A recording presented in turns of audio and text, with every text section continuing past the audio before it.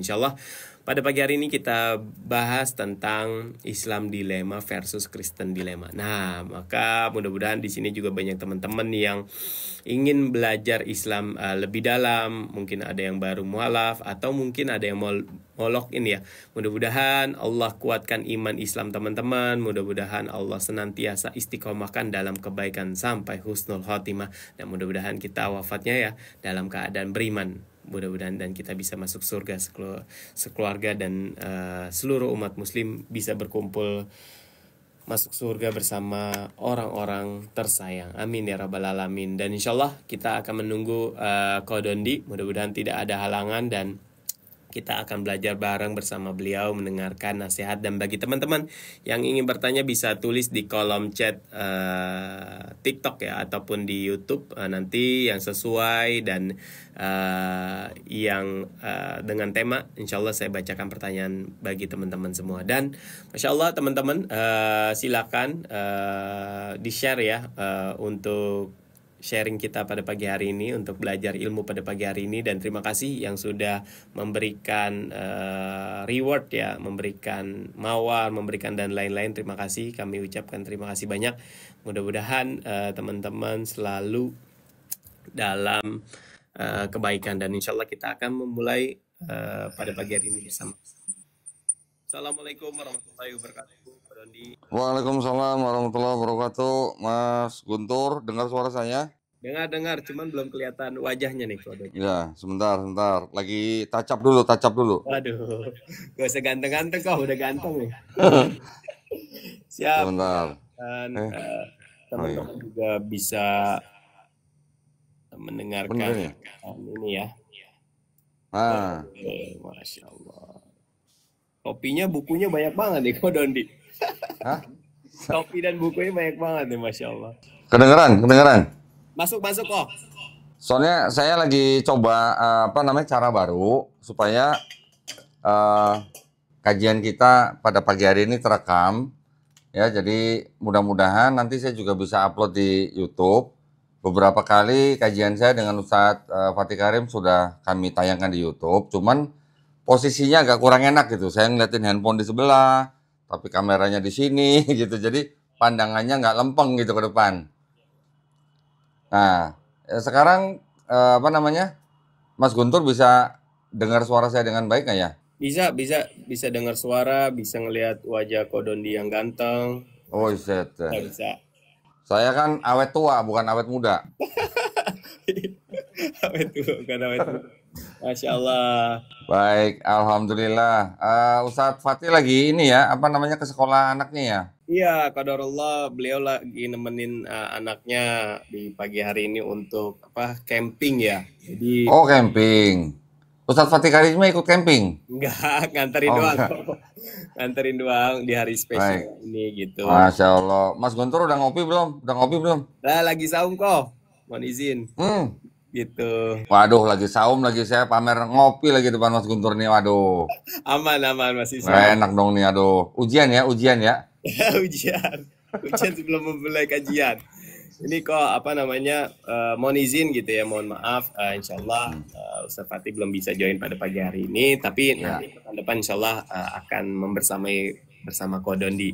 Dan insyaallah pada pagi hari ini kita memulai kajian ini dengan tema ya, Islam dilema versus Kristen dilema. Iya. Gimana menurut Mas Guntur temanya gimana temanya? Waduh, temanya menarik ya. Menarik untuk dua agama ini, orang-orang yang meyakini Kristen ataupun Islam harus join nih. Iya.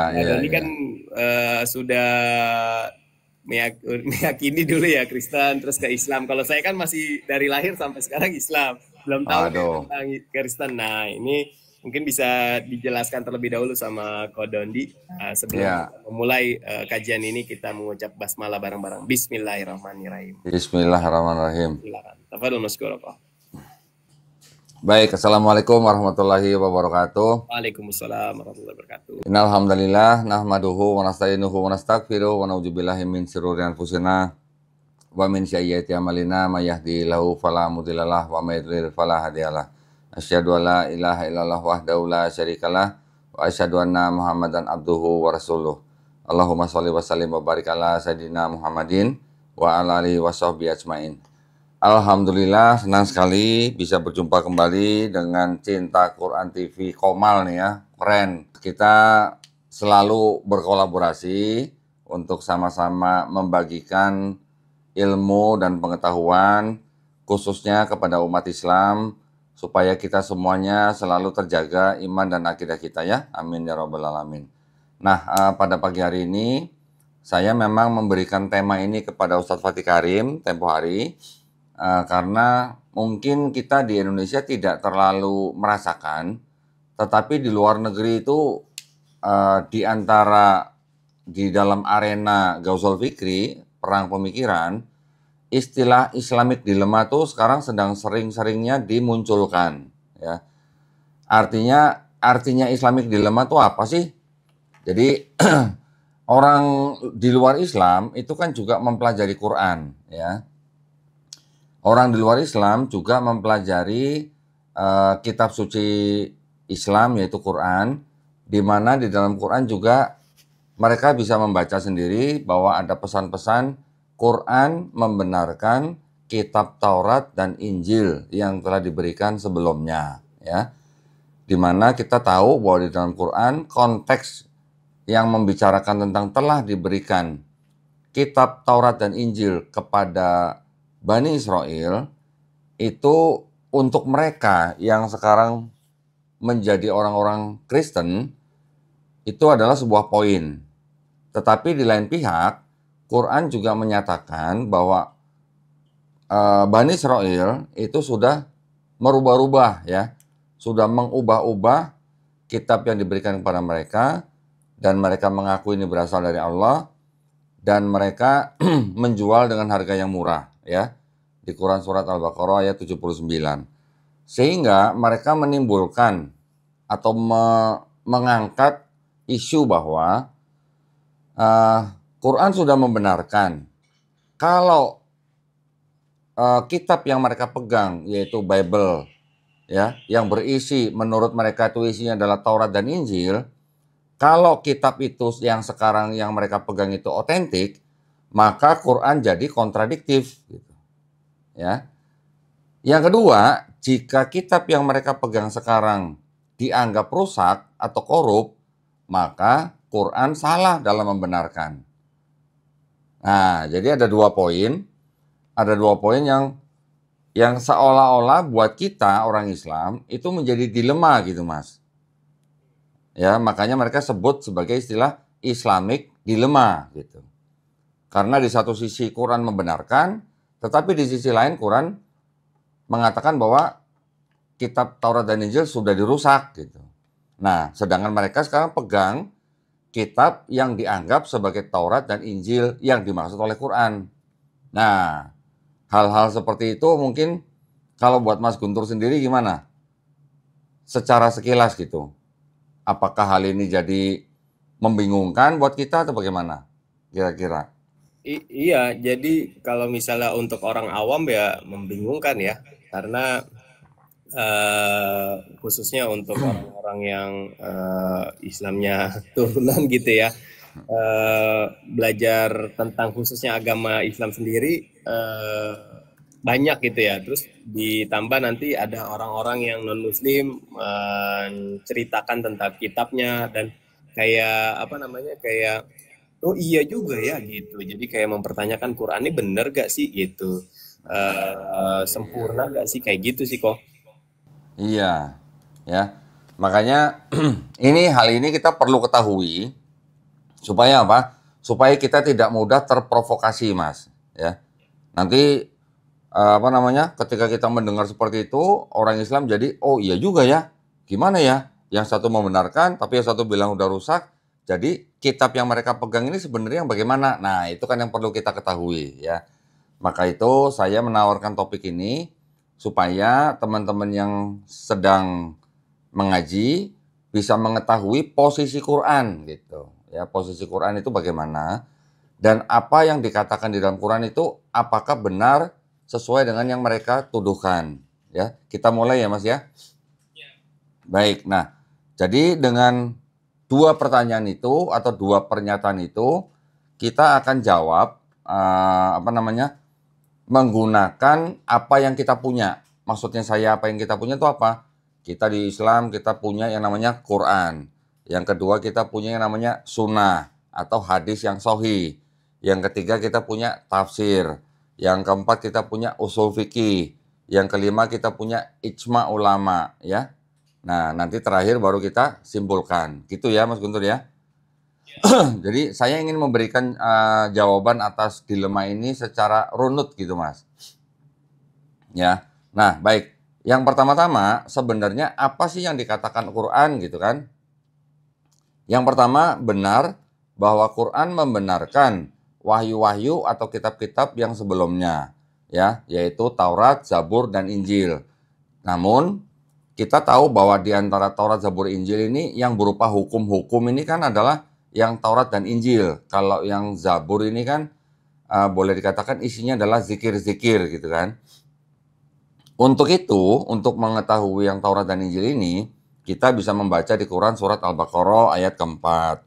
Kemudian kita juga bisa baca di Quran surat Al-Imran ayat yang ketiga, ayat yang ke-50. Kemudian kita juga bisa baca di Quran surat Al-Maidah ayat ke-44, ayat ke-46, dan ayat ke-48. Ya. Yang kedua, Quran juga menyatakan bahwa kitab-kitab yang sudah diberikan itu sudah diubah-ubah, ya. Ada disebutkan di dalam Quran surat Al-Maidah ayat ke-13. Juga di Quran surat Al-Baqarah ayat ke-79, gitu ya. Nah, saya akan membacakan dari ayat-ayat yang tadi saya sebutkan. Ini untuk meyakinkan kita apa yang dikatakan di dalam ayat-ayat tersebut, gitu ya. Yang di Quran surat Al-Baqarah ayat keempat dikatakan bahwa dan mereka beriman kepada Quran yang diturunkan kepadamu Nabi Muhammad dan kitab-kitab suci yang telah diturunkan sebelum engkau. Dan mereka yakin akan adanya akhirat. Kemudian di Quran surat Al-Imran ketiga, dia menurunkan kepadamu Nabi Muhammad kitab Al-Quran dengan hak membenarkan kitab-kitab sebelumnya serta menurunkan Taurat dan Injil. Yang di Quran surat Al-Imran ayat ke-50, aku diutus untuk membenarkan Taurat yang diturunkan sebelum aku dan untuk menghalalkan bagi kamu sebagian perkara yang telah diharamkan untukmu. Aku datang kepadamu dengan membawa tanda mukjizat dari Tuhanmu, oleh karena itu bertakwalah kepada Allah dan taatlah kepadaku. Ya. Kemudian di Quran surat Al-Maidah ayat ke-44, sesungguhnya kami telah menurunkan Taurat. Di dalamnya ada petunjuk dan cahaya. Dengannya para nabi yang berserah diri kepada Allah memberi putusan atas perkara orang Yahudi. Di Quran surat Al-Maidah ayat 46, kami meneruskan jejak mereka para nabi Bani Israel dengan mengutus Isa putra Maryam yang membenarkan apa kitab suci yang sebelumnya, yaitu Taurat. Kami menurunkan Injil kepadanya yang di dalamnya terdapat petunjuk dan cahaya, yang membenarkan kitab suci yang sebelumnya, yaitu Taurat, dan menjadi petunjuk serta pengajaran bagi orang-orang yang bertakwa. Di Quran surat Al-Maidah ayat 48, ini agak panjang, kami telah menurunkan kitab suci Al-Quran kepadamu Nabi Muhammad dengan membawa kebenaran sebagai pembenar kitab-kitab yang diturunkan sebelumnya dan sebagai penjaganya atau acuan kebenaran terhadapnya, maka putuskanlah perkara mereka menurut aturan yang diturunkan Allah dan janganlah engkau mengikuti hawa nafsu mereka dengan meninggalkan kebenaran yang telah datang kepadamu. Untuk setiap umat di antara kamu, kami berikan aturan dan jalan yang terang. Seandainya Allah menghendaki, niscaya Dia menjadikanmu satu umat saja. Akan tetapi, Allah hendak mengujimu tentang karunia yang telah dianugerahkan kepadamu. Maka berlomba-lombalah dalam berbuat kebaikan. Hanya kepada Allah kamu semua kembali. Lalu Dia memberitahukan kepadamu apa yang selama ini kamu perselisihkan. Di Quran surat Al-Maidah ke-13, di ayat ini Quran menyatakan bahwa kitab yang sebelumnya itu telah diubah-ubah, ya. Terjemahannya, namun karena mereka melanggar janjinya, kami melaknat mereka dan kami menjadikan hati mereka keras membatu. mereka suka mengubah firman-firman Allah dari tempat-tempatnya, dan mereka sengaja melupakan sebagian pesan yang telah diperingatkan kepada mereka. Engkau, Nabi Muhammad, senantiasa akan melihat pengkhianatan dari mereka, kecuali sekelompok kecil di antara mereka yang tidak berkhianat. Maka maafkanlah mereka dan biarkanlah. Sesungguhnya Allah menyukai orang-orang muhsin. Ya. Di ayat Quran Surat Al-Baqarah 79 dinyatakan bahwa celakalah orang-orang yang menulis kitab dengan tangan mereka sendiri, kemudian berkata ini dari Allah dengan maksud untuk menjualnya dengan harga murah. Maka celakalah mereka karena tulisan tangan mereka, dan celakalah mereka karena apa yang mereka perbuat. Jadi, tunggu sebentar Mas ya. Siap kok. Suaranya udah mulai kering ini. Waduh, harus disiram berarti. Dengan kopi. Nah, mohon maaf yang lagi saum ya. Siap, aman. Jadi dari ayat-ayat yang tadi kita dengar terjemahannya, di sini kita bisa menilai bahwa di dalam Quran itu ada penegasan, ya, ada penegasan tentang asal usul ilahi itu tidak sama dengan persetujuan pembenaran yang secara menyeluruh terhadap teks yang ada yang pada saat ini yang dipegang oleh saudara-saudara kita yang Kristen, ya. Jadi ada sebagian yang dibenarkan, ada sebagian yang sudah dinyatakan diubah. Yang dipegang oleh orang Kristen itu adalah yang sudah diubah, gitu ya. Jadi kalau saya bisa memberi analogi seperti ini ya. Misalnya kita punya dua buah benda. Ya misalnya nih ya, dua buah benda misalnya. Wah, ini jangan ada mereknya nih ya. Misalnya begini, ini ada dua barang. Yang diturunkan Allah misalnya yang ini. Kemudian bagian dari yang diturunkan Allah ini sebagiannya tuh ada di sini, tapi ini adalah buatan manusia gitu, ya. Sebagian yang ini ada di sini. Apakah yang ini bisa disebut ini?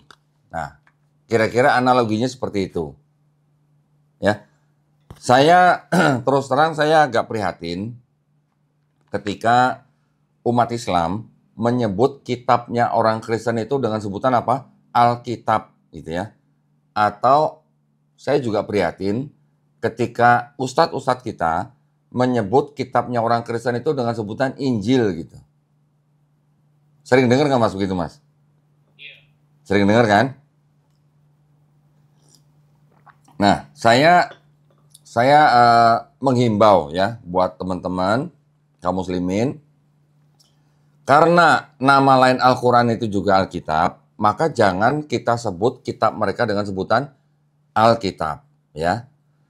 Dan kita tahu bahwa di dalam Quran yang disebut dengan Injil itu adalah wahyu yang diberikan kepada Nabi Isa alaihissalam untuk Bani Israel pada zaman itu, betul kan ya?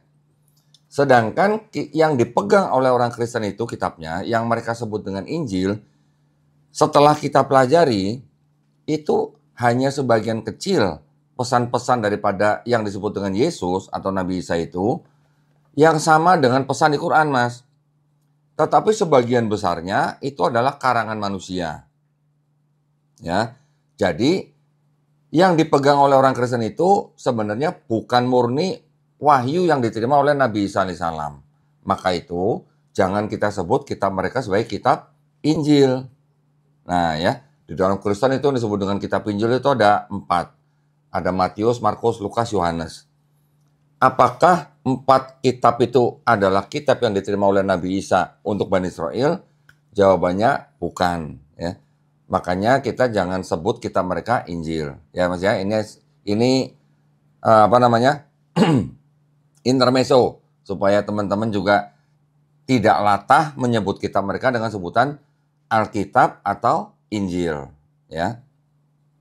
Kemudian kita juga tahu selain orang Kristen yang mereka sebut punya Alkitab, orang Yahudi juga punya kitab, ya. Orang Yahudi punya kitab yang namanya Tanakh. Tanakh ini adalah singkatan, yaitu daripada Torah, Nevi'im, dan Ketuvim. Ada 3 kelompok kitab yang disebut oleh mereka Torah, Nevi'im, kitab nabi-nabi, Ketuvim, kitab tulisan-tulisan. Ketiga kelompok kitab ini dijadikan satu disebut dengan Tanakh gitu ya. Jadi kita sekarang bisa melihat orang Yahudi punya Bible, saya sebutnya Bible Mas, bukan Alkitab Mas. Orang Yahudi punya Bible, orang Kristen juga punya Bible. Namun di dalam kitabnya orang Kristen, separohnya itu adalah kitabnya orang Yahudi gitu. Ya. Separohnya kitabnya orang Yahudi itu oleh Kristen diterjemahannya sudah diubah-ubah sesuai dengan teologinya Kristen dan mereka sebut dengan Perjanjian Lama. Kitabnya orang Kristen disebut dengan Perjanjian Baru. Itu Mas ya. Perjanjian Lama dan Perjanjian Barunya Kristen dijadikan satu, namanya mereka sebut Alkitab. Nah, saya sebutnya Bible aja gitu. Pakai bahasa Inggris dikit Mas, biar modern dikit gitu ya. Aduh, sebentar, suara saya kok agak habis ya ini ya. Waduh. Apa karena pagi-pagi ya?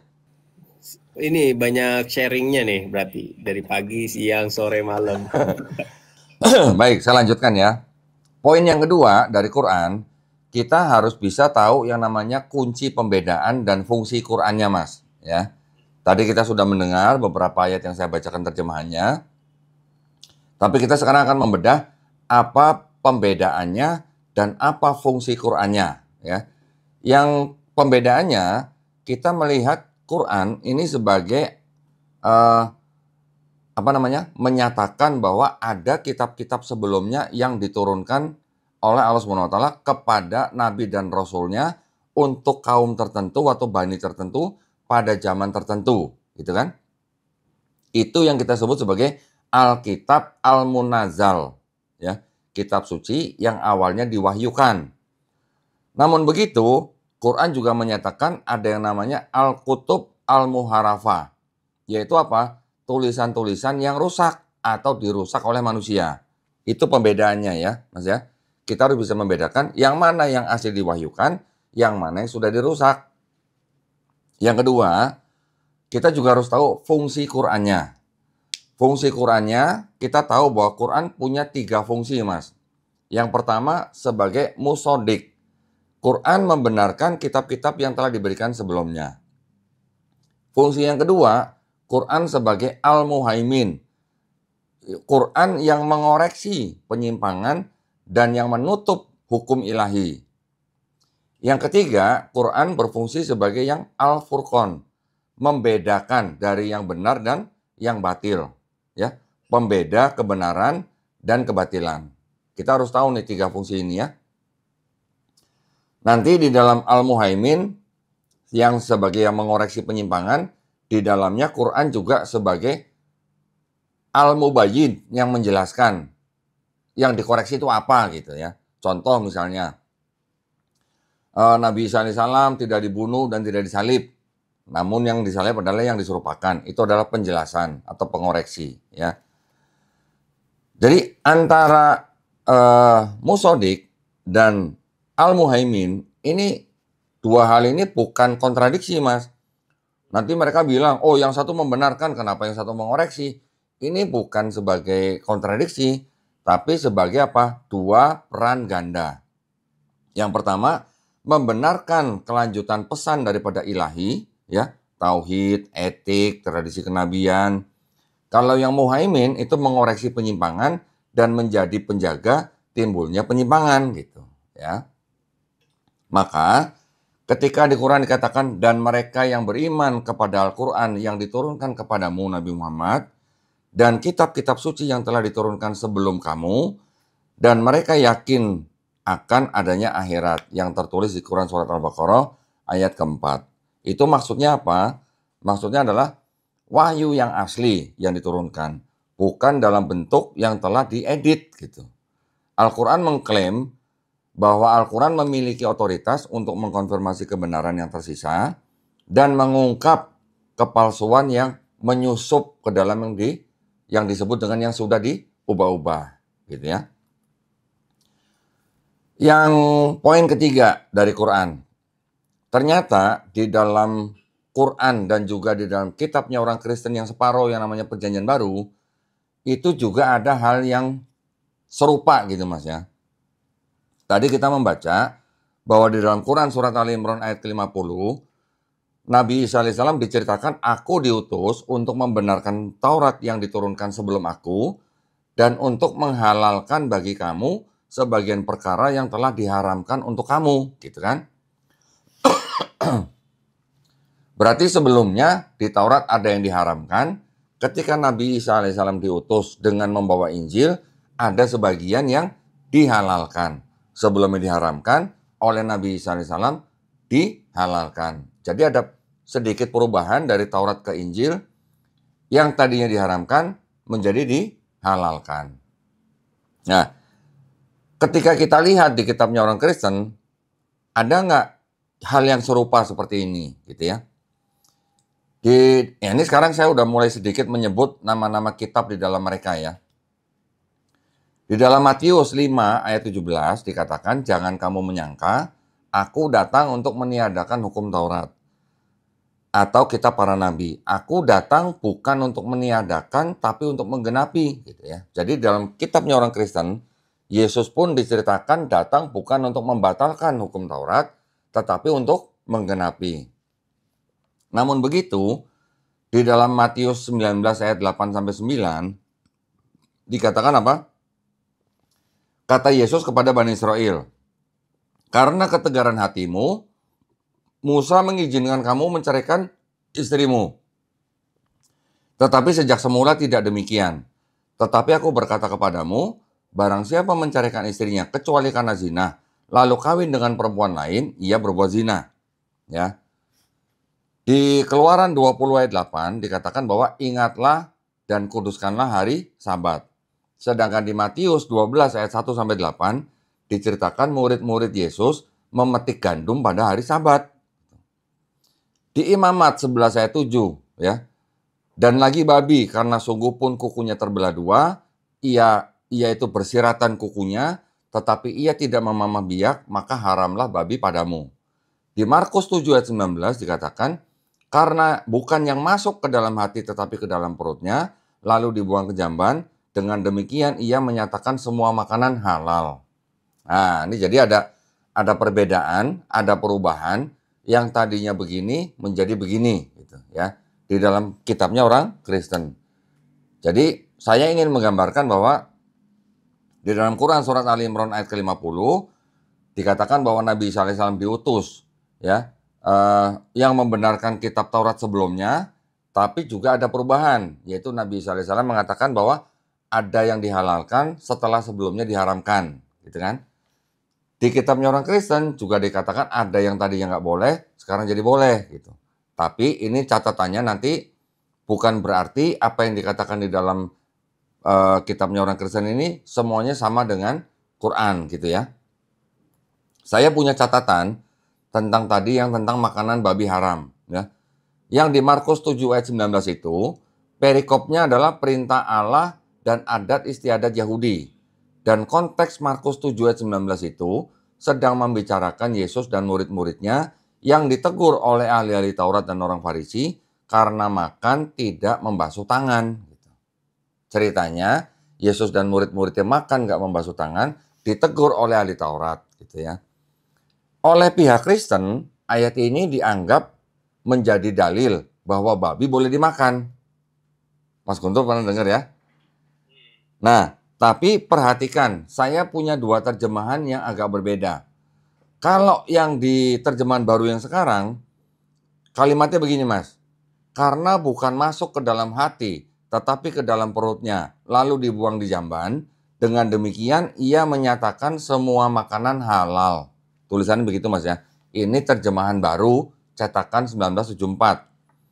Tapi kalau yang terjemahan lama, itu tulisannya begini Mas. Karena itu bukannya masuk ke dalam hati, melainkan ke dalam perut, lalu keluar ke dalam jamban. Dengan demikianlah membersihkan segala makanan itu, tanda tanya. Beda nggak Mas? Beda. Kalimatnya ya. Jadi seolah-olah kalau yang terjemahan yang baru, terjemahannya seolah-olah Yesus menghalalkan segala makanan. Tapi kalau yang di terjemahan lama, Yesus sedang mempertanyakan gitu. Nah ya, ini catatan aja. Kemudian kita juga lihat berarti di dalam Bible dan di dalam Quran ini ada dinamika yang sama. Yang pertama, Nabi Isa atau Yesus menegaskan kebenaran Taurat, tetapi kemudian dia menyesuaikan atau membatalkan sebagian yang diharamkan, ya. Contoh kalau tadi di kitabnya orang Kristen mengenai makanan, perceraian, sabat dan lain-lain. Jadi, Quran secara eksplisit itu menggambarkan misi Nabi Isa alaihissalam atau Yesus sebagai kelanjutan sebagian dan pemansukan tertentu, ya. Teman-teman muslim tahu ya istilah mansuk ya. Ya. Nah, jadi Yesus di dalam kitabnya orang Kristen dan Quran menegaskan sebelumnya ada asal-usul ilahi dari wahyu sebelumnya, sementara juga mengoreksi salah tafsir, mereformasi ketentuan yang sudah usang, dan mengangkat hukum ke bentuk final yang lebih lengkap. Ya, dengan kata lain, Yesus dibandingkan dengan Taurat itu sama dengan Quran dibandingkan dengan Taurat dan Injil. Itu maksud saya. Ya. Poin yang keempat di dalam Quran. Quran sebagai langkah terakhir dengan pola yang sama, dengan kata lain Quran menyatakan sebagai puncak metode kenabian yang sama. Jadi Quran meneruskan metode-metode kenabian gitu ya. Jadi Quran sudah membenarkan apa yang benar dari Taurat dan Injil. Quran juga mengoreksi penyimpangan dan penyalahgunaan yang dilakukan belakangan. Quran juga menyelesaikan hukum ilahi untuk semua manusia, yaitu hukum universal. Tidak seperti hukum Musa yang khusus hanya untuk Bani Israel atau misi pembaharuan daripada Nabi Isa alaihissalam atau Yesus yang juga hanya untuk Bani Israel. Ya, maka Quran tidak memutus pola, tetapi melengkapi logika yang sama. Ya, jadi dari Taurat, Injil, kemudian Quran. Setiap kitab membenarkan kitab yang sebelumnya, namun juga ada pengoreksian dari kitab yang sebelumnya. Dan kitab yang baru belakangan ini meninggikan standar yang lebih tinggi, gitu ya. Dengan menempatkan Quran di dalam lintasan kenabian, maka dilema yang dituduhkan kepada Islam itu runtuh dengan sendirinya, ya. Karena apa? Karena di kalangan Kristen juga menerima bahwa Yesus membenarkan Quran tapi mengubah sebagian. Quran secara terbuka menyatakan hal yang sama dengan Taurat dan Injil. Oleh karena itu, pendirian Quran adalah konsisten secara internal, ya, dan bahkan seperti cermin apa yang dicatat oleh Perjanjian Baru tentang Yesus.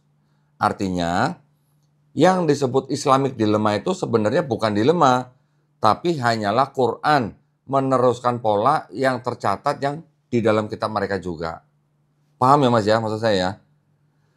Dengan demikian, sebutan Islamic dilema itu runtuh dengan sendirinya. Karena ada pola yang sama nih Mas. Ada pola yang sama di dalam Quran dan kitabnya orang Kristen. Ya. Nah, ini tadi dari sudut pandang Quran. Yang kedua, saya ingin menjabarkan juga jawaban dari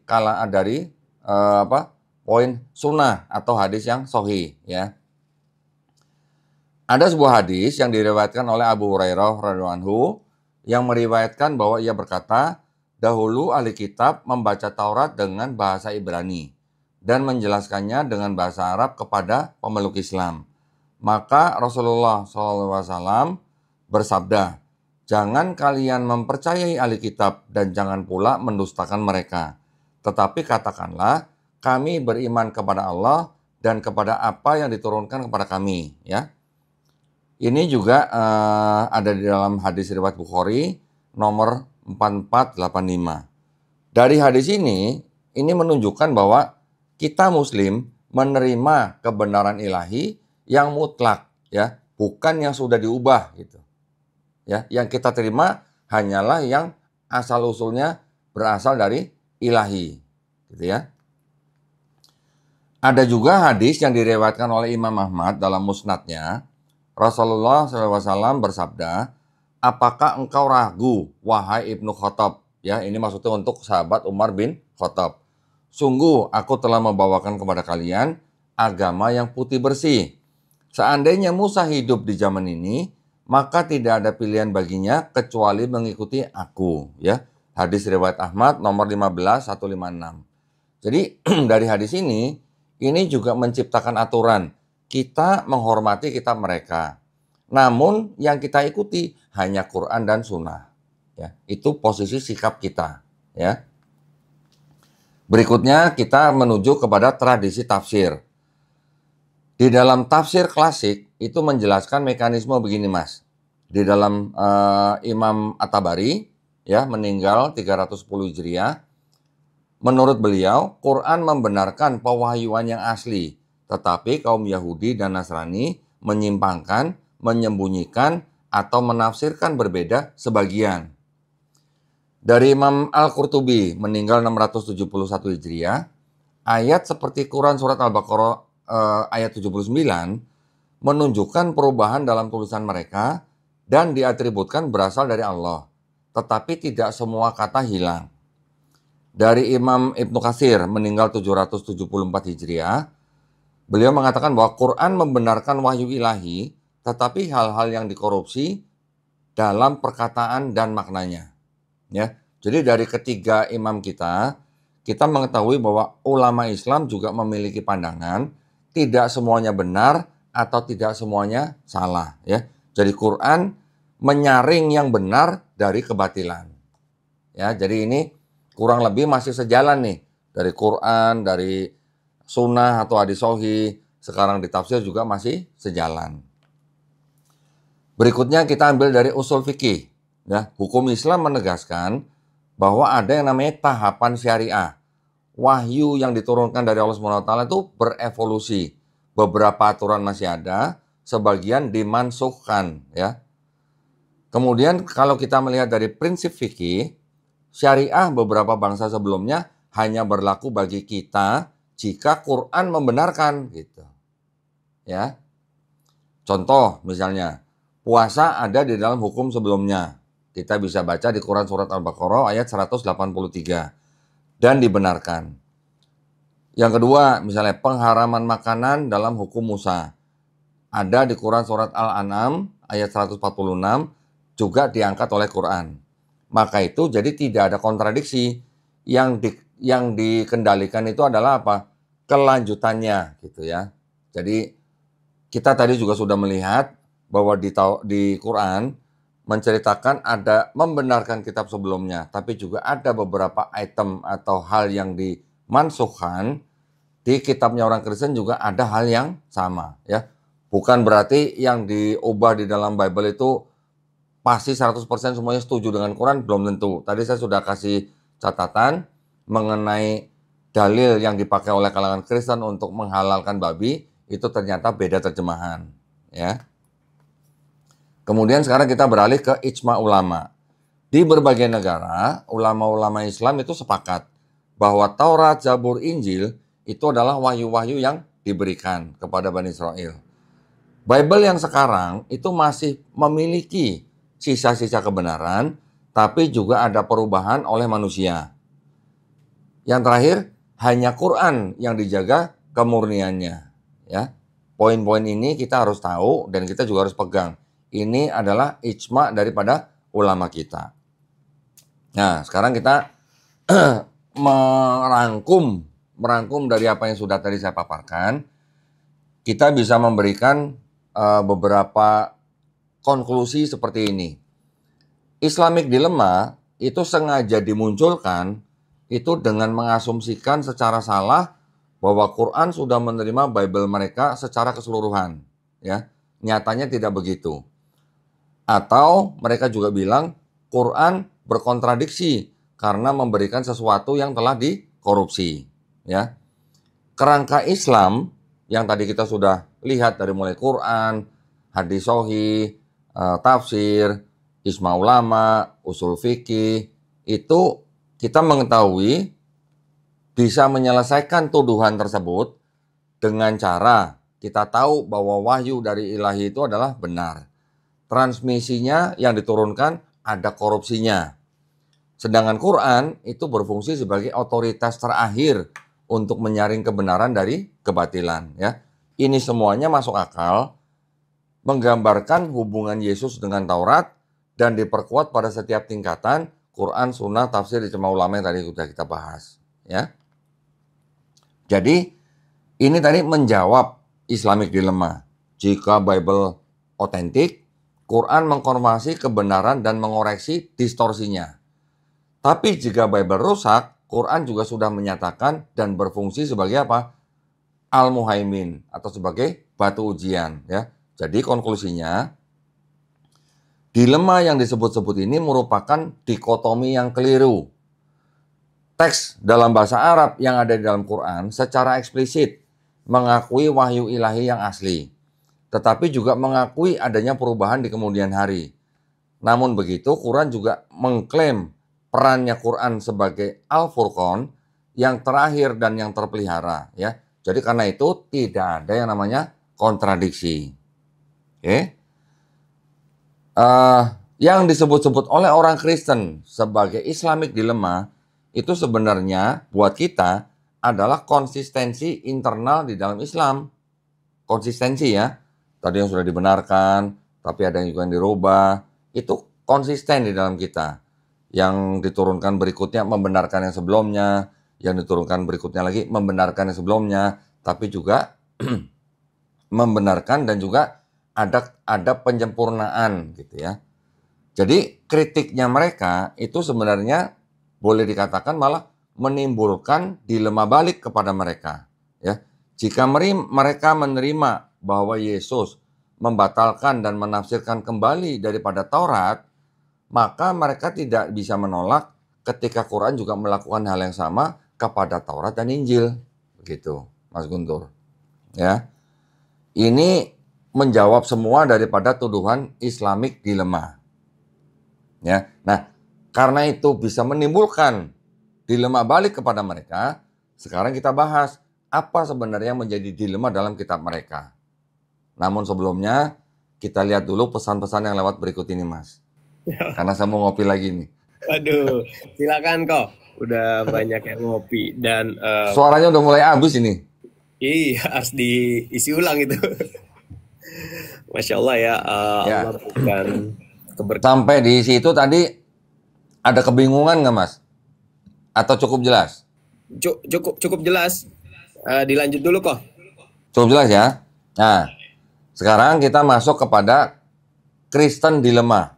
Kalau mereka menuduh ada dilema di dalam Islam, dan kita sudah jawab dengan Quran, hadis sahih, tafsir, ijma ulama, usul fikih, dan kita sudah membuktikan bahwa yang disebut dengan Islamic dilema itu bukan dilema, tapi itu adalah konsistensi yang internal di dalam Islam.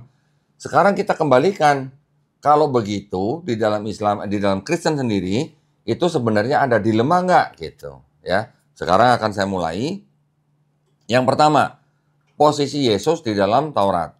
Di perjanjian baru mereka, Yesus mengatakan di dalam Matius pasal 5 ayat 17-18, jangan kamu menyangka bahwa aku datang untuk meniadakan hukum Taurat atau kitab para nabi. Aku datang bukan untuk meniadakannya, melainkan untuk menggenapinya. Karena aku berkata kepadamu, sesungguhnya selama belum lenyap langit dan bumi, satu iota atau satu titik pun tidak akan ditiadakan dari hukum Taurat sebelum semuanya terjadi. Ya, ini ayatnya. Ini kelihatan ada semacam validitas yang abadi, ya, dari Taurat. Tapi kemudian Yesus mengubah atau membatalkan beberapa item atau hukum. Masalah cerai yang tadinya diperbolehkan di Taurat menjadi dilarang kecuali zina. Matius 19 ayat 8 sampai 9. Mengenai makanan tadi kita sudah membaca. Ya, mengenai Sabat ada semacam pelonggaran gitu di dalam Sabat karena Yesus dan murid-muridnya memetik gandum pada hari Sabat. Ada juga di dalam Matius 12 ayat 8. Jadi dilema pertama di dalam Kristen, apakah Yesus menerima Taurat sepenuhnya atau mengubah sebagian? Karena tadi ada yang dirubah mengenai perceraian, mengenai makanan, mengenai Sabat. Keduanya nggak mungkin benar, gitu ya. Pasti ada kontradiksi. Kalau Yesus bilang, jangan kamu menyangka aku membatalkan hukum Taurat, aku tidak membatalkan, tapi menggenapinya. Menggenapinya ini berarti bisa diartikan ada perubahan-perubahan tentang apa? Tentang perceraian, tentang makanan, tentang hari Sabat. Ya, jadi orang Kristen sudah punya dilema di situ. Dilemanya apa? Yesus menerima Taurat itu sepenuhnya atau ada yang diubah sebagian. Ya, itu dilema pertama buat orang Kristen. Kemudian, poin yang kedua, kita bisa melihat ada teologinya Yesus di dalam Bible-nya Kristen yang bisa dibandingkan dengan teologinya orang bernama Paulus. Mas Guntur pernah tahu dengar Paulus, Mas? Tahu ya Paulus ya? Bukan tukang kredit sebelah ya, bukan ya? Paulus ini adalah juga merupakan tokoh sentral di dalam Kristen karena konsep atau doktrin kekristenan itu sebenarnya berasal dari Paulus ini ya. Kita bisa melihat di Matius 23 ayat 1 sampai 3, di sini menggambarkan bahwa Yesus memerintahkan bangsa Israel itu untuk mengikuti dan melakukan apa yang diajarkan oleh ahli-ahli Taurat dan orang Farisi, tetapi juga memerintahkan jangan menuruti kelakuan orang Farisi. Karena dianggapnya orang Farisi itu mengajarkan Taurat tapi tidak melakukannya, ya. Tapi di lain pihak, Paulus menyatakan bahwa hukum Taurat itu sudah obsolet ya, sudah usang gitu. Sudah kadaluarsa gitu, ya. Itu ada di Roma pasal 6 ayat 14, sebab kamu tidak akan dikuasai lagi oleh dosa karena kamu tidak berada di bawah hukum Taurat, tetapi di bawah kasih karunia. Ini kata Paulus. Sedangkan di Galatia 3 ayat 24-25 dikatakan, jadi hukum Taurat adalah penuntun bagi kita sampai Kristus datang, supaya kita dibenarkan karena iman. Sekarang iman itu telah datang, karena itu kita tidak berada lagi di bawah pengawasan penuntun. Nah, jadi setelah kita baca dua ayat ini, Kristen jadi punya dilema yang kedua, ya. Jika Kristen mengaku mengikuti Yesus, maka hukum Taurat harus tetap berlaku untuk mereka. Tetapi, jika Kristen mengikuti Paulus, maka hukum Taurat sudah batal. Karena di dalam Efesus pasal 2 ayat 15, Paulus menyatakan, dengan matinya Yesus ya sebagai manusia, itu sudah membatalkan hukum Taurat. Ya. Sedangkan Yesus mengatakan, aku tidak membatalkan hukum Taurat. Paulus mengatakan, Yesus yang mati sebagai manusia itu sudah membatalkan hukum Taurat. Ini adalah dua hal yang tidak mungkin dua-duanya benar. Berarti dalam hal ini, saya boleh mengatakan bahwa Paulus ini sebenarnya sedang memfitnah Yesus. Setuju nggak Mas Guntur? Karena Yesus mengatakan, aku tidak membatalkan hukum Taurat. Paulus mengatakan, Yesus yang mati sebagai manusia itu sudah membatalkan hukum Taurat. Ini tidak mungkin bisa bersatu gitu. Ini kontradiksi gitu ya. Sedangkan saya juga ada pemikiran begini, yang menurunkan hukum Taurat itu siapa? Yaitu Tuhan yang Maha Esa. Diturunkan kepada Nabi Musa, termasuk 10 perintah Allah. Yesus tidak membatalkan, Yesus hidup di bawah hukum Taurat. Tiba-tiba Paulus mengatakan Yesus yang mati sebagai manusia itu sudah membatalkan hukum Taurat. Pertanyaan saya, Paulus ini mengatakan Yesus membatalkan Taurat ini atas wewenang siapa? Karena hukum Taurat ini yang menurunkan ini Tuhan sendiri, begitu. Betul nggak Mas? Yang menurunkan Taurat Tuhan, kok bisa-bisanya Paulus yang manusia, yang tidak pernah ketemu Yesus, tidak pernah ngopi bareng Yesus, kok berani-beraninya bilang Yesus membatalkan Taurat, gitu. Ya, jadi ini dilema yang kedua buat Kristen nih. Kalau orang Kristen mengaku pengikut Yesus, maka mereka harus hidup di bawah hukum Taurat, atau hukum Taurat tetap berlaku. Tetapi kalau orang Kristen mengaku pengikut Paulus, maka hukum Tauratnya sudah batal. Berani-beraninya orang membatalkan hukum yang sudah diturunkan oleh Tuhan Yang Maha Esa. Betul nggak Mas? Itu dilema. Ya. Yang ketiga, masalah penjagaan. Ya. Kita tahu bahwa di Quran kita bisa membaca Allah sendiri yang menurunkan Quran dan Allah sendiri yang menjaganya. Betul ya Mas Guntur ya? Bagaimana dengan kitabnya orang Kristen dan kitabnya orang Yahudi? Nah, kita lihat. Kalau di Islam kita mengenal yang namanya tradisi lisan. Artinya apa? Quran diturunkan dengan tradisi lisan, artinya Quran dijaga dengan tradisi apa? Hafalan. Ya Mas ya? Mushaf Quran dimanapun, yang hard copy atau soft copy ya, yang di handphone atau di laptop atau di komputer atau yang dalam bentuk buku, semuanya dimusnahkan di seluruh dunia, bakal ada lagi nggak Quran? Sebentar doang ya Mas ya, paling lama 2-3 hari ya Mas ya. Hafiz baca 8 jam, kita langsung ketik, langsung jadi gitu kan. Tetapi kalau di dalam Kristen, kitab mereka itu diturunkan dalam tradisi tulisan gitu Mas, bukan hafalan. Jadi kalau semua kitab mereka, hard copy, soft copy di seluruh dunia dimusnahkan, tidak akan ada lagi karena tidak ada orang yang menghafal kitab mereka. Ya. Sekarang dari beberapa ayat yang ada di dalam kitab mereka, kita bisa melihat contoh misalnya di Markus pasal 16 ayat 9 sampai 20. Di 1 Yohanes pasal 5 ayat 7. Di Matius pasal 17 ayat 21. Kemudian di pasal 18 ayat 11 dan lain-lain. Banyak Mas, belasan. Saya nggak usah sebutin semua di sini ya. Itu ayat-ayat itu tadi yang saya sebutkan, itu menurut kalangan mereka sendiri, dari kalangan sarjana-sarjana Perjanjian Baru, mereka sudah menyatakan bahwa ayat-ayat tersebut itu di naskah-naskah yang paling kuno, ayat-ayat itu tidak ada. Yang sekarang ada ayat-ayat itu. Dari mana? Itu adalah tambahan belakangan, ya.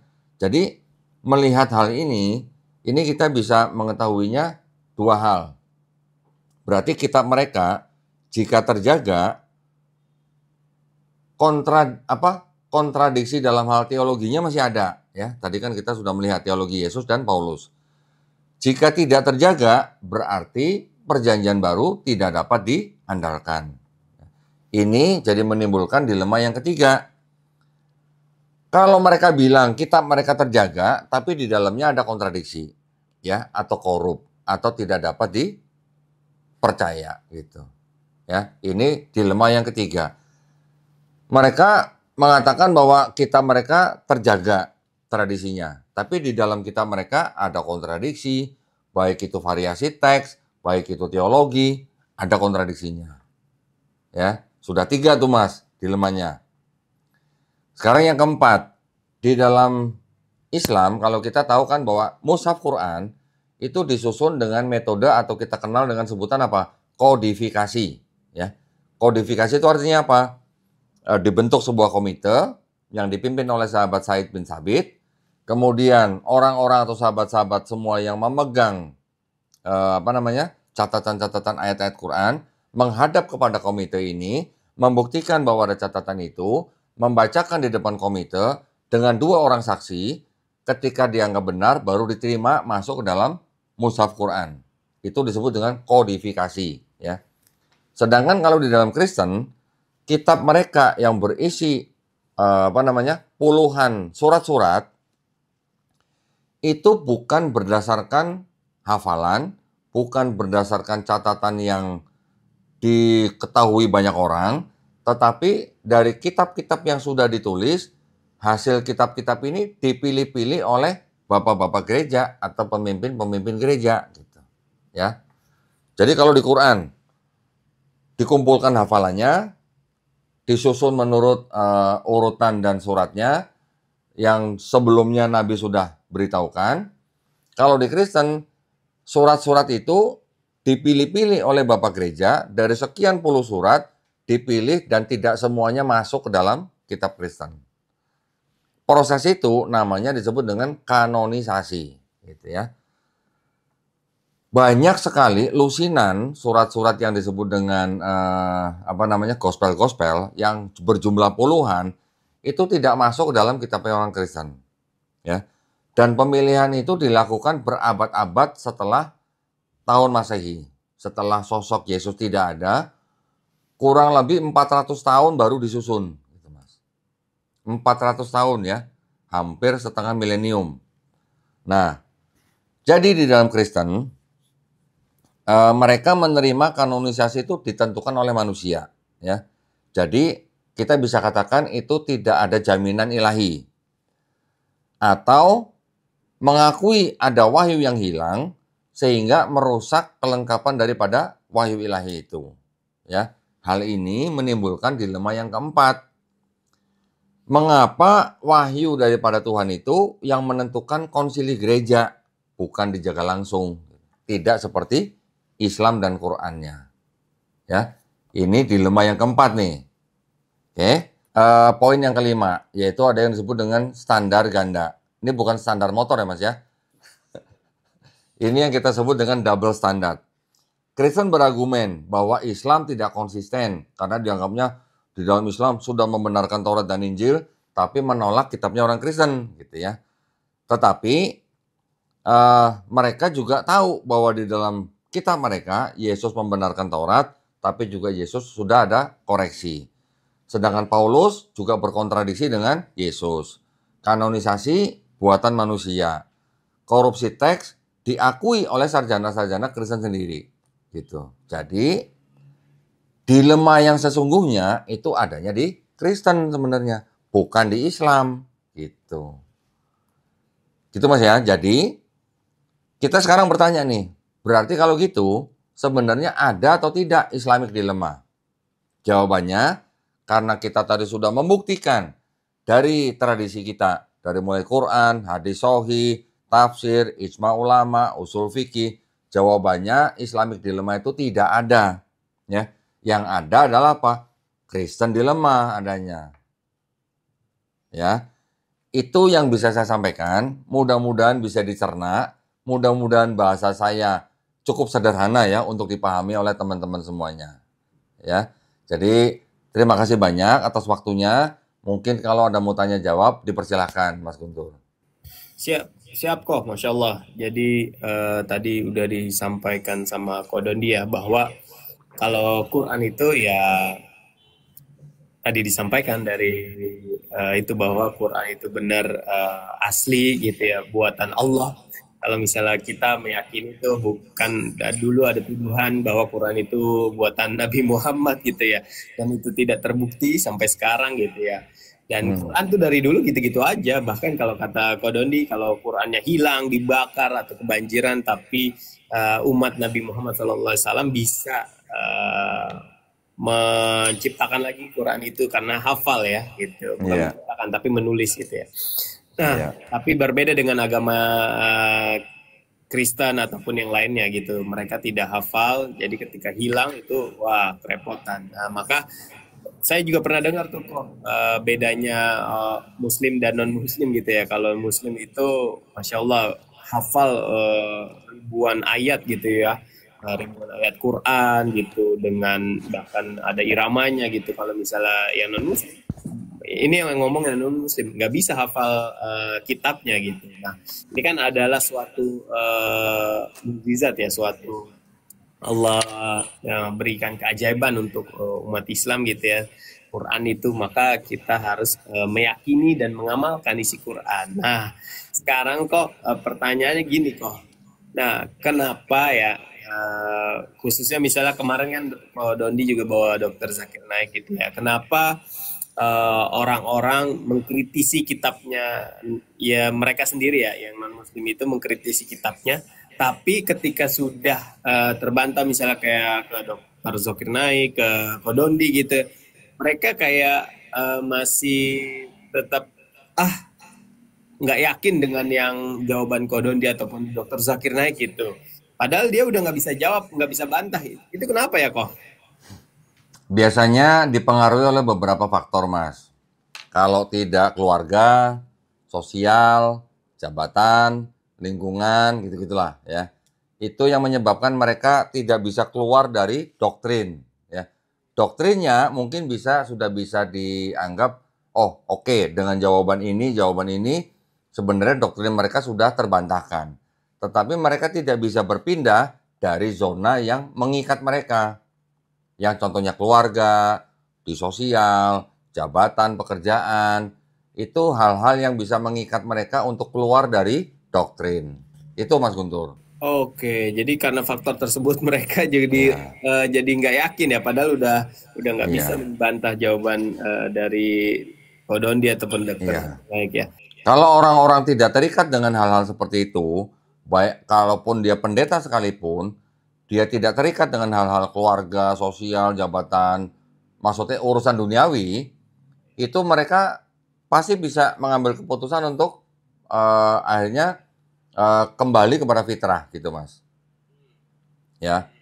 Tapi kalau takut miskin, takut dikucilkan, takut nggak dapat warisan, nah itu yang membuat mereka tetap di sana. Gitu. Oh. Nah, kalau misalnya tadi kan dibilang kan bahwa di kitab itu ya di Bible gitu ada perjanjian lama, perjanjian baru dan ini kan seperti kalau misalnya ngikutin kayak acara-acara atau kajian Kodondi kan berbuat orang-orang yang khususnya non muslim ini kan berpikir ya, wah ini hukum aturannya ada revisi gitu ya bisa kita bilang ada revisi. Harusnya kan kita berpikir. Nah, tapi gimana tuh kok antara batin sama apa namanya pikirannya ketika mereka udah mau berubah tapi karena faktor keluarga itu. Nah, apa yang harus mereka lakukan ya step by stepnya? Ya itu, mereka harus bisa lepas dulu daripada hal-hal duniawi itu tadi. Gitu. Kalau mereka nggak bisa lepas, ya udah selamanya kan Kristen. Nah, selain itu, rata-rata Mas ya, ini mohon maaf ya, mungkin Islam juga, mungkin Muslim juga banyak juga yang begitu. Tetapi kalau di Muslim ini kan, hukumnya ini kan menuntut Muslim untuk beribadah gitu kan. Ada ibadah yang nyata yang harus dilakukan harian, bahkan dalam sehari ada sholatnya 5 kali. Tapi kalau di Kristen ini kan longgar ya, longgarnya dalam arti ibadahnya mereka seminggu sekali.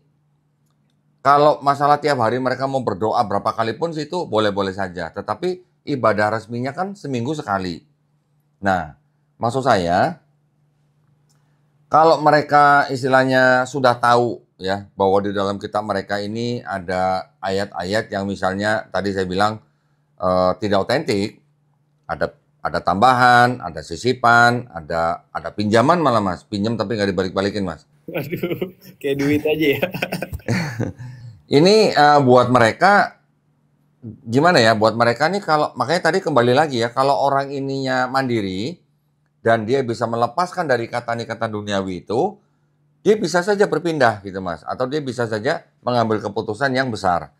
Tetapi kalau dia masih terikat dengan itu akan sulit. Yang kedua, ketika orang Kristen membaca kitab mereka tanpa konteks, itu akan selamanya Kristen Mas. Maksudnya gimana? Mereka harus tahu bahwa di dalam kitab mereka separohnya itu bukan punya kitab orang Kristen ya. Yang perjanjian lama itu adalah milik orang Yahudi yang ditulis beratus-ratus tahun sebelum ada Yesus, yang kemudian dibaca, ditafsirkan secara berbeda dengan pemilik kitabnya. Zaman dulu pendiri agama Kristen mengutip-ngutip kitab dari kitabnya orang Yahudi yang sudah diterjemahkan ke dalam bahasa Yunani, Mas. Kalau kitabnya orang Yahudi itu aslinya bahasa Ibrani, ya. Cuman karena diterjemahkan ke bahasa Yunani, terjemahan bahasa Yunaninya ini juga dirubah-rubah. Sesuai apa? Sesuai dengan teologinya orang-orang yang sudah terbiasa menyembah Tuhan atau dewa yang triad gitu, Mas. Triad, paham ya maksudnya triad ya? Triad itu 3 tapi 1 tapi 3 gitu Mas. Nah, contoh misalnya di Sumeria ada dewa Anu, Enlil, Ea, mewakili penguasa langit, bumi, dan laut. Nanti di Persia ada Ahura-Mazda, Mitra, Anahita. Di Babilonia ada Namrus, Tamrus, Semiramis. Di India ada Brahma, Wisnu, Siwa. Di Mesir ada Osiris, Horus, Isis. Nanti di Eropa ada Matronai, nanti juga ada Dewi Hekate gitu. Seperti itulah, semuanya ada unsur 3.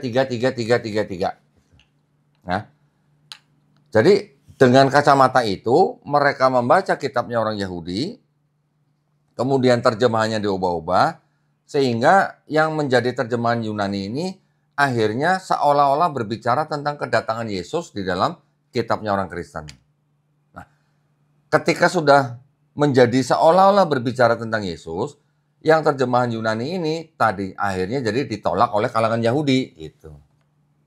Nah, barulah di abad ke-10 orang-orang Yahudi mengeluarkan kembali kitab mereka yang namanya Tanakh itu, tapi dengan tanda baca, ya. Kalau kita taunya harokat gitu.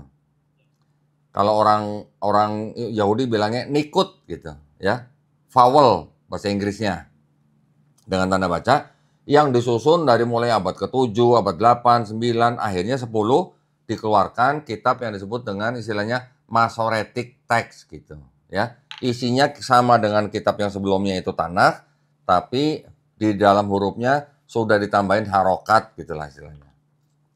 Nah, jadi permasalahannya di situ.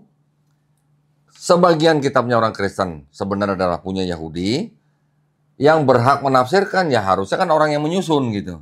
Betul. Ya kan? Tetapi setelah diterjemahkan ke bahasa Yunani, dibaca oleh orang Kristen dengan kacamata paganisme gitu, Mas. Ya, paganisme itu yang menyembah dewa 3 tapi 1, 1 tapi 3, yang menyembah dewa yang bisa punya anak dari manusia dan sebagainya. Kemudian setelah terjemahannya diubah, dijadikan kitabnya orang Kristen.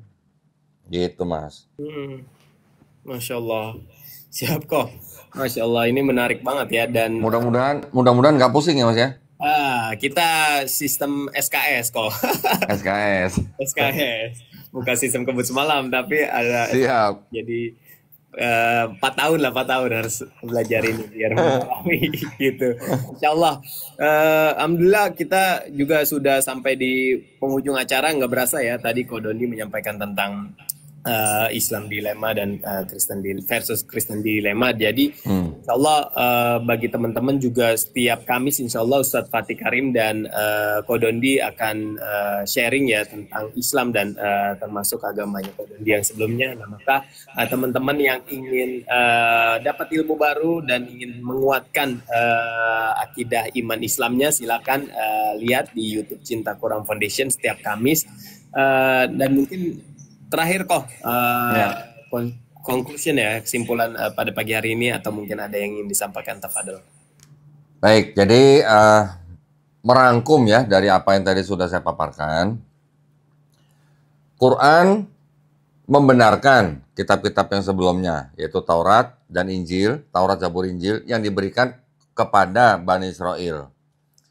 Tetapi di dalam Quran juga sudah dinyatakan bahwa wahyu-wahyu yang sudah diturunkan itu diubah-ubah oleh bangsa Israel, ya, sehingga menjadi yang disebut dengan Bible orang Yahudi dan Bible-nya orang Kristen. Di dalam Quran kita punya konteks sendiri, ya, bahwa yang dimaksud dengan Taurat dan Injil itu adalah wahyu ilahi yang asli. Nah, ya. Tetapi yang sekarang kita bisa lihat, yang sekarang kita bisa pegang, yang sekarang kita bisa baca, itu bukanlah Taurat dan Injil yang dimaksud oleh Quran, gitu, ya. Quran punya standing position sendiri sebagai musodik yang membenarkan, sebagai al-muhaimin yang mengoreksi, dan juga sebagai al-furqan yang membedakan, ya, membedakan kebenaran dari kebatilan. Yang di dalam kitabnya Kristen sendiri yang berubah apa saja itu sudah diakui oleh kalangan atau ulama mereka sendiri, ya. Yang membuktikan di dalam kitab mereka ada perubahan teks apa, ada ayat yang hilang, ada ayat tambahan, ada ayat sisipan, bahkan ada ayat pinjaman, yang bilang itu malah kalangan ulama mereka sendiri, gitu, ya. Bukan dari Islam. Quran menyatakan klaim dan yang membuktikan malah kalangan mereka sendiri. Jadi maksud saya, di dalam Quran disebutkan Taurat dan Injil, tetapi Bible-nya orang Yahudi dan Bible-nya orang Kristen itu bukan Taurat dan Injil yang dimaksud oleh Quran, ya. Jadi buat teman-teman Kristen jangan GR gitu maksud saya. Ya, jangan GR kalau itu Taurat dan Injil yang dimaksud Quran gitu maksudnya.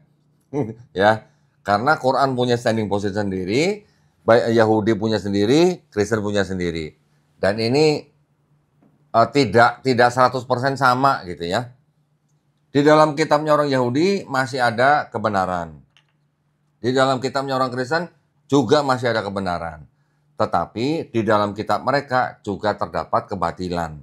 maka itu Al-Furqonnya adalah Quran. Nah, ya, ini pesan saya buat teman-teman supaya kita selalu berpegang kepada Quran yang sudah benar-benar diturunkan Allah Subhanahu wa taala dan yang benar-benar dijaga oleh Allah Subhanahu wa taala, ya. Jadi saya berdoa dan juga kita semuanya berdoa, mudah-mudahan kita semuanya dijadikan golongan manusia yang mengikuti apa yang sudah diturunkan Allah Subhanahu wa taala melalui Rasulnya, dan juga insya Allah kita dijadikan golongan manusia yang menjadi saksi keesaan Allah Subhanahu wa taala. Ya, itu saja yang bisa saya sampaikan.